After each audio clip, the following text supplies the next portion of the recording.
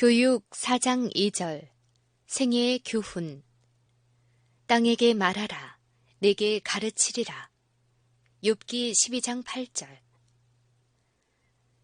크신 교사 예수님께서는 당신의 청중을 천연계의 사물과 접촉하게 해서 모든 피조물에게 말하고 있는 목소리를 듣게 하셨다. 그들의 마음이 부드러워져 수용적인 태세가 되면 그들을 도와 눈앞에 펼쳐져 있는 만상의 광경에서 영적 교훈을 찾을 수 있게 하셨다. 예수님께서 진리의 교훈을 가르치시면서 즐겨 사용하신 비유들은 그분의 정신이 얼마나 만물이 끼치는 영향에 대해 열려 있는지, 그리고 그분께서 얼마나 일상의 환경으로부터 영적 교훈을 수집하기를 즐기셨는지 보여준다. 예수님께서는 공중의 새, 들의 백합화, 씨를 뿌리는 자와 씨, 목자와 양, 이런 것들을 가지고 불멸의 진리를 설명하셨다. 그분은 또 일상의 생활에서 일어나는 일, 즉 청중이 잘 아는 실제적인 경험인 누룩, 감추인 보물, 진주, 고기 잡는 그물, 잃어버린 은전, 탕자, 바위 위와 모래 위에 세운 집 같은 것을 실내로 들어 말씀하셨다. 그리스도의 교훈에는 각 사람의 마음에 흥미를 일으키게 하고 각 사람의 감정에 호소하는 그 무엇이 있었다.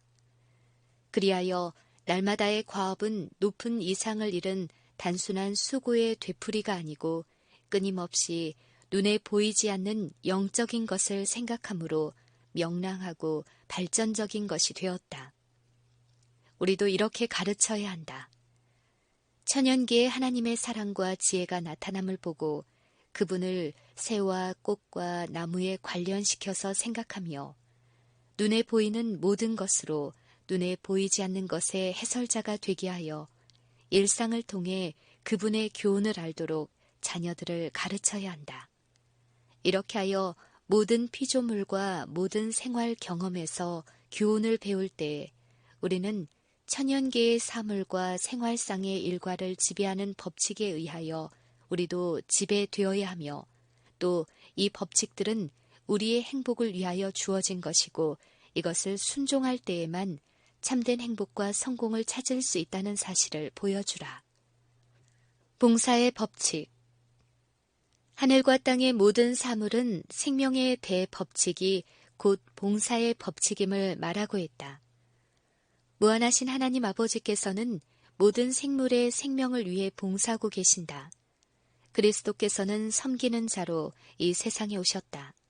천사들은 부리는 영으로서 구원 얻을 후사들을 위하여 섬기라고 보내심을 받은 것이다. 그와 같은 봉사의 법칙이 천연계의 만물에 쓰여져 있다. 공중에 나는 새, 들에 있는 짐승, 숲속의 나무들, 잎사귀들, 풀 또는 꽃들, 하늘의 해, 빛나는 별들, 이런 것들은 다 나름대로 봉사를 하고 있다.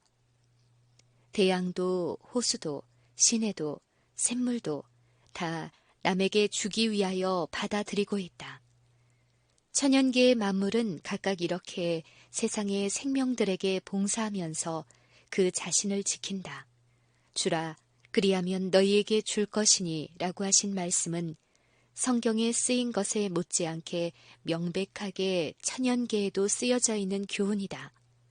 산비탈과 평원이 길을 열어 산골 시내를 바다로 흐르게 함으로 얻는 보수는 100배나 된다. 노래하며 흐르는 시냇물은 아름답고 풍요한 결실을 남기고 간다. 여름 태양 아래 드러난 갈색의 산야에 푸른 빛의 줄기가 시내의 흐름을 표해주고 귀한 나무와 새싹과 꽃들은 각각 하나님의 은혜를 세상에 전하는 통로 역할을 하는 자들에게 주시는 보수를 실증하고 있다. 믿음으로 뿌림. 성장 과정의 변화 가운데는 거의 셀 수 없을 만큼 많은 교훈이 포함되어 있는데 그 중에 가장 귀한 몇 개의 교훈이 씨의 성장에 대한 예수님의 비유 속에 나타나 있다. 그것은 남녀노소를 물론하고 누구에게나 교훈을 준다. 하나님의 나라는 사람이 씨를 땅에 뿌린과 같으니 저가 밤낮 자고 깨고 하는 중에 씨가 나서 자라되 그 어떻게 된 것을 알지 못하느니라. 땅이 스스로 열매를 맺되 처음에는 싹이요 다음에는 이삭이요 그 다음에는 이삭에 충실한 곡식이라. 종자는 그 자체의 싹이 트는 기능, 즉 하나님께서 친히 심으신 원칙을 가지고 있다. 그러나 그것을 혼자 내버려 두면 싹을 틔울 힘을 갖지 못한다. 곡물의 생장을 촉진시키는 데에는 사람이 해야 할 부분이 있다. 그러나 어떤 단계를 넘어서면 사람으로서는 그 이상 아무 일도 할 수 없는 한계점에 다다르게 된다. 여기에서 사람은 전능하신 힘으로 씨를 뿌리고 곡식을 거두는 일과 기이한 관계를 가지신 하나님께 의뢰하지 않으면 안 되는 것이다.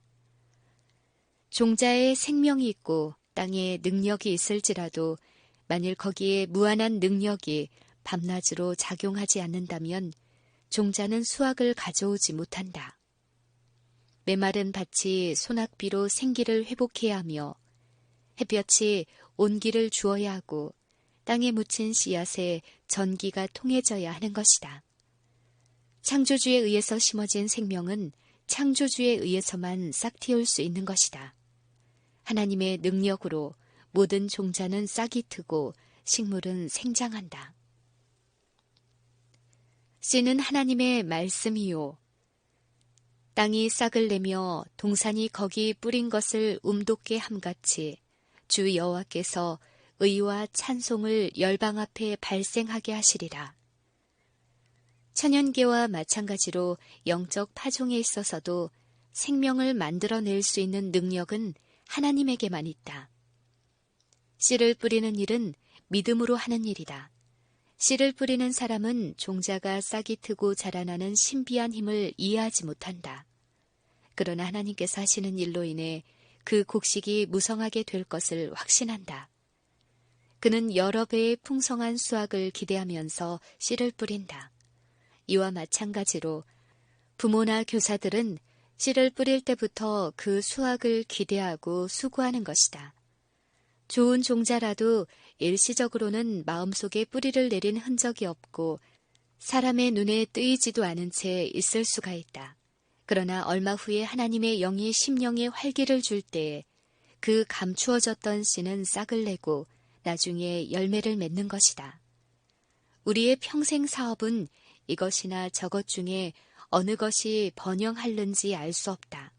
이 문제는 우리가 결정할 것이 아니다. 너는 아침에 씨를 뿌리고 저녁에도 손을 거두지 말라.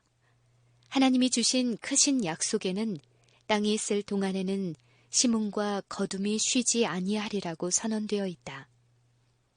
이 약속을 확신하며 농부는 밭을 갈고 씨를 뿌린다. 우리도 이와 같은 확신을 가지고 영적 씨를 뿌리는 일에 노력하고 하나님의 약속에 의뢰해야 할 것이다.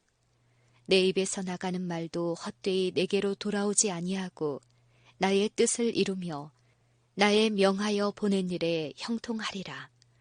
울며 씨를 뿌리러 나가는 자는 정녕 기쁨으로 그 단을 가지고 돌아오리로다. 종자가 싹이 트는 것은 영적 생명의 시작을 나타내고 나무의 자라남은 품성의 향상을 표현한다. 자라남이 없는 곳에는 생명이 있을 수 없다. 나무는 자라든지 그렇지 않으면 죽든지 해야 한다. 식물의 생장과 마찬가지로 품성도 사람의 눈에 띄지는 않지만 무언 중에 항상 성장하는 것이다. 비록 우리의 생명이 성장의 각 단계에서 완전하다고 할지라도 우리에 대한 하나님의 뜻이 완성될 때에는 그보다 더한 지속적인 성장이 따를 것이다. 식물은 하나님께서 그 생명을 유지하기 위해 마련하신 것을 받아서 자라난다. 이와 같이 영적 성장은 하나님의 힘과 협력함으로 달성되는 것이다. 식물이 흙에 뿌리를 내리는 것처럼 우리는 그리스도에게 뿌리를 내려야 한다. 마치 식물이 햇빛과 이슬과 비를 받는 것처럼 우리는 성령을 받아야 한다. 우리의 마음이 언제나 그리스도에게 향해 있으면 성령은 마치 비와 같이 땅을 적시는 늦은 비와 같이 우리에게 임하실 것이다. 마치 의로운 해처럼 치료하는 날개를 가지고 우리 위에 떠오를 것이며 우리는 백합화같이 필 것이며 곡식같이 소성할 것이며 포도나무같이 꽃이 필 것이다. 미리 자라나는 것을 보면 처음에는 싹이요, 다음에는 이삭이요, 그 다음에는 이삭에 충실한 곡식이 된다. 농부가 씨를 뿌리고 곡식을 가꾸는 목적은 농산물을 생산하기 위해서이다. 그것은 배고픈 자에게 떡이 되고 다음 수확을 위한 종자가 된다. 이와 마찬가지로 하늘에서 오신 농부, 예수님께서도 수확을 기대하신다. 그리스도께서는 당신을 따르는 사람들의 마음과 생애 속에 당신을 재생시키고자 노력하신다. 그것은 그들을 통하여 사람들의 마음과 생애에 재생케 되기를 원하시기 때문이다. 식물이 종자로부터 서서히 자라나는 것은 자녀 교육을 위한 실물 교훈이 된다. 처음에는 싹이요, 다음에는 이삭이요, 그 다음에는 이삭에 충실한 곡식이라고 한 비유를 주신 분이 작은 종자를 만들고 거기에다 생명력을 불어넣고 또 그 생장을 지배하는 법칙을 정하셨다. 그리스도께서는 이 비유로 가르치신 진리를 당신의 생활에서 실현하셨다. 하늘의 주제, 영광의 임금이신 그분께서는 베들레헴에 나셔서 얼마 동안 어머니에게 보호를 받는 무력한 아기로 지내셨다. 어릴 때 그분께서는 아이처럼 말하고 행동하면서 부모를 공경하셨으며 유익한 방법으로 부모의 희망을 실행하셨다. 그러나 지성이 한번 깨우쳐진 이후로는 계속하여 은혜와 진리에 대한 지식 속에서 자라나셨다. 부모와 교사들은 청소년들이 뜰의 나무들처럼 인생의 각 단계마다 자연히 꽃을 피우고 그 시절에 알맞는 아름다움을 나타낼 수 있도록 그들의 성벽을 좋은 쪽으로 이끌어 나가고자 하는 목표를 가져야 한다. 어린이들은 어린이답게 단순하게 교육해야 한다. 그들은 응당 작고 유익한 의무를 이행하고 그들 나이에 알맞는 즐거움과 경험을 갖는 것으로 만족하도록 교육되어져야 한다. 어린 시절은 비유 속에 나오는 싹과 같아. 싹은 그 자체의 특유한 아름다움을 가지고 있다. 아이들에게 나이보다 더 성숙하기를 강요하지 말며 할 수 있는 한 그들이 어린 시절에 가지는 신선함과 아름다운 덕을 길이 간직하도록 해 주어야 할 것이다. 어린이의 생활이 조용하고 단순할수록 부자연한 자극에서 떠나 자연과의 조화 속에서 이루어질수록 그 지력과 체력과 신령적 힘은 더욱 순조롭게 발달할 것이다. 그리스도께서 5,000명을 먹이신 이적 중에는 수학에 대한 하나님의 능력이 설명되어 있다. 예수님께서는 천연계의 장막을 젖히시고 우리들의 유익을 위하여 언제나 꾸준히 발휘되고 있는 창조력을 나타내 보이셨다. 떡을 여러 배로 더하게 하신 그리스도께서는 땅에 뿌려진 종자를 번식케 하는 일에 날마다 이적을 행하신다. 그분께서 이 세상의 전답에서 수확을 거두시며 무수한 사람들을 늘 먹이시는 일은 일종의 이적이다. 사람들은 곡식을 보호하고 떡을 준비하는 일에 그분과 협력하라는 요구를 받고 있다. 그러나 요구에 응하는 사람들은 그들과 함께하는 하나님의 힘을 보지 못하는 경우가 많다. 그리하여 하나님의 능력으로 되는 일들을 자연의 힘이나 사람이 취한 방법의 효과로 돌리며 그분의 선물을 이기적인 용도를 위해 악용하여 축복 대신에 저주를 받는 일이 많이 있다. 하나님은 이런 모든 것들을 고치고자 하신다. 그분께서는 우리의 둔한 감각이 깨우쳐져서 당신의 자비하신 은혜를 깨닫게 되므로 주시는 선물이 당신의 뜻대로 우리에게 축복이 되기를 원하신다. 종자에 생명을 주는 것은 생명을 나누어 주시는 하나님의 말씀이다. 우리는 곡식을 먹는 중에 그 생명에 참여하는 자가 된다. 하나님은 우리가 이것을 깨닫기를 바라신다. 하나님께서는 우리가 일용할 양식을 받는 이래까지라도 거기에 하나님의 힘이 작용하고 있음을 인식하고 더욱더 당신과 밀접한 교제를 나누기를 바라고 계신다. 천연계에 나타난 하나님의 법칙을 보면 원인의 결과가 따른다는 것이 불변의 진리이다. 곡식을 거둔다는 것은 먼저 종자를 뿌렸음을 의미한다. 여기에서 허식은 허용되지 않는다. 사람은 혹 동료를 속이고 자기가 한 적이 없는 어떤 봉사 행위에 대하여 찬사와 보수를 받을 수도 있다. 그러나 천연계에는 속임수가 있을 수 없다. 불충실한 농부에게는 그 수확이 그의 잘못을 대변한다. 크게 볼 때 이 사실은 신령적 세계에서도 진리로 나타난다. 악이 성공하는 것은 외양뿐이고 실제로는 그렇지 않다. 학교에 무단 결석하는 아이, 학업을 게을리하는 소년, 주인에게 유익을 끼치지 못하는 점원이나 하인, 어떤 사업이나 직무 수행에 있어서 자기의 책임에 대하여 성실하지 못한 자. 이런 사람들은 그 잘못이 덮여 있는 동안에는 자신들이 잘하고 있다고 자부할 수 있을 것이다. 그러나 정작 그들은 자신을 속이고 있는 것이다.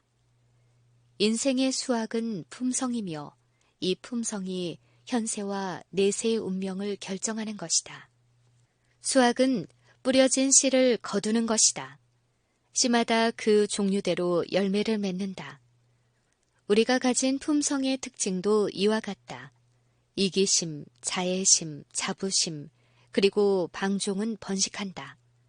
이것들은 결국 불행과 파멸을 가져다 준다.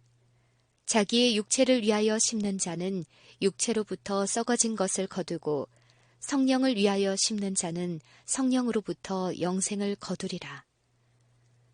사랑과 동정과 친절은 축복이라는 열매를 맺고 불멸의 수확을 가져온다. 수확할 때의 씨앗은 여러 배가 된다. 한 알의 밀알은 여러 번 거듭 뿌려지는 중에 번식하여 드디어 온 땅을 황금의 이삭으로 덮어버린다. 이와 마찬가지로 단지 한 사람의 일생 또는 한 가지 행위의 영향력도 널리 퍼질 수 있다. 그리스도께 붙기 위하여 깨트린 옥합에 대한 기억은 여러 세기의 긴 세월을 통하여 사랑의 행동을 얼마나 촉진시켰는가. 가난하고 이름 없는 과부가 2 렙돈, 곧 한 고드란트를 드림으로 얼마나 많은 헌금이 구주의 사업을 위하여 드려졌는가. 생명을 버림으로 생명을 얻음. 씨를 뿌리는 비유의 교훈은 아낌없이 주는 것을 가르친다. 적게 심는 자는 적게 거두고 많이 심는 자는 많이 거둔다고 하였다. 주님께서는 모든 물가에 씨를 뿌리는 너희는 복이 있느니라고 말씀하셨다. 모든 물가에 씨를 뿌린다는 말은 우리의 도움이 요구되는 곳이면 어디에나 준다는 것을 의미한다. 이것은 부족하게 만드는 것이 아니다.